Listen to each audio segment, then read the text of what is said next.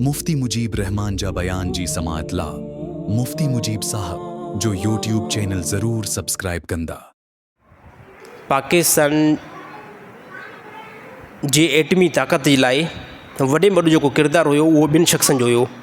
हिकु डॉक्टर अब्दुल कदीर साहब ऐं ॿिए नंबर ते ज़ुल्फ़िकार अहमद भुट्टो साहब। छो त 1975 जे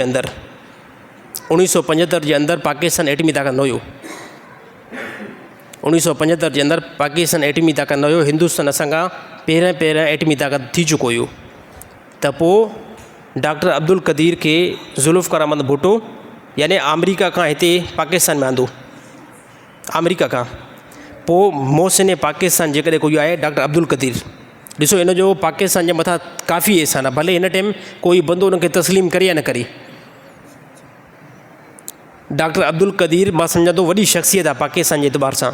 अल्लाह ताला उनजे मक़ाम खे अल्लाह ताला उनजे जन्नत में आला मक़ाम नसीब अता फ़रमाए, जंहिं पाकिस्तान खे वॾो हिकिड़ो पावरफुल हिकिड़ो हथियार ॾेई छॾियो।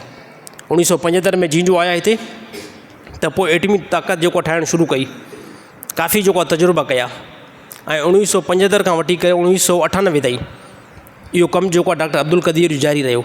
98 में 28 मई ते पहिरियों पाकिस्तान जेको एटमी धमाको कयो चांगी बलोचिस्तान इलाइक़े में 28 मई हुई 1998 में।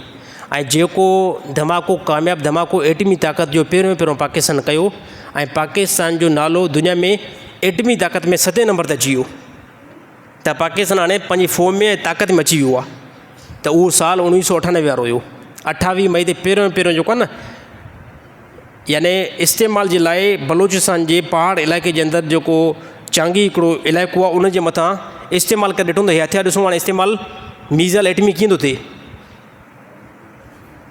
इहो इन ज़माने जे अंदरि जेको आहे पाकिस्तान एटमी ताक़त जेको आहे बणिजी वियो ऐं पोइ पूरी दुनिया जे अंदरि 7 नंबर ते ऐं मुस्लमान कंट्री जे अंदरि फस्ट नंबर पहिरें नंबर ते आयो। ऐं हाणे बि असांजी जेकी ताक़त आहे अल्हम्दुलिल्लाह तमामु ममालिक मुस्लमाननि खां पाकिस्तान जी ताक़त एटमी ताक़त वॾी ताक़त आहे, इंतिहाई वॾी ताक़त आहे। इनखे को नॉर्मल न सम्झे। ॾिसो काफ़ी बंदा लॻा पिया आहिनि त पाकिस्तान ऐं हिंदुस्तान जी जेकॾहिं अगरि जंग थी पई, पाकिस्तान हिंदुस्तान जी जंग थी पई त इंडिया जेको असांजे मथां क़ाबिज़ थी वेंदो। ॾिसो यादि रहे त अगरि कोई बि ॿ मुल्क जेको आहे पाण में टकरबा आहिनि ऐं लड़ाई जॾहिं थींदी आहे न त पोइ बचा ॿिन्हिनि जो न थींदो आहे। बचा ॿिन्हिनि जो न थींदो आहे। इस्लाम रोकियो आहे, जंग खां रोकियो आहे इस्लाम। नबी सल्लल्लाहु अलैहि वसल्लम क़त्लो गारत खां रोकियो आहे।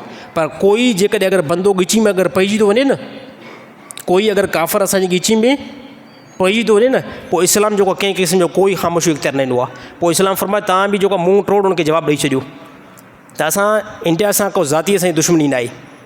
इंडिया जी पब्लिक सां असांजी का ज़ाती दुश्मनी न आहे। पर इंडिया जेकॾहिं अगरि रिएक्शन करणु चाहे थो त यादि रहणु खपे त मुस्लमान उहा हिकु क़ौम आहे, मुस्लमान जी हिकिड़ी सोच आहे त जेकॾहिं अगरि ज़िंदा रहियासीं त अल्लाह जी इबादत कंदासीं। पर जेकॾहिं अगरि मौत आयो ऐं इन ई रस्ते में मौत आयो त पोइ यकीन आहे त अल्हम्दुलिल्लाह अल्लाह ताला शहादत जो मक़ाम असांखे ॾींदो। त असांखे ॿिन्हिनि तरफ़ां कंहिं क़िस्म जो कोई बि टेंशन न आहे।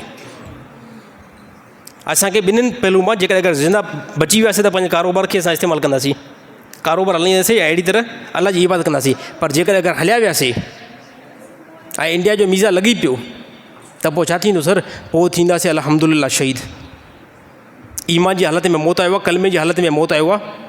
इन हालत में मौत आयो आहे त मुंहिंजो मज़हब इस्लाम आहे ऐं असांजो नबी जेको आख़िरी नबी आहे। इन हालत में जेकॾहिं अगरि मौत आयो न, इंडिया जो को मीज़ाइल अगरि कंहिं बि मुस्लमान खे ऐं सिंधी खे लॻी पियो न त अल्हम्दुलिल्लाह ख़ुशी जी ॻाल्हि आहे।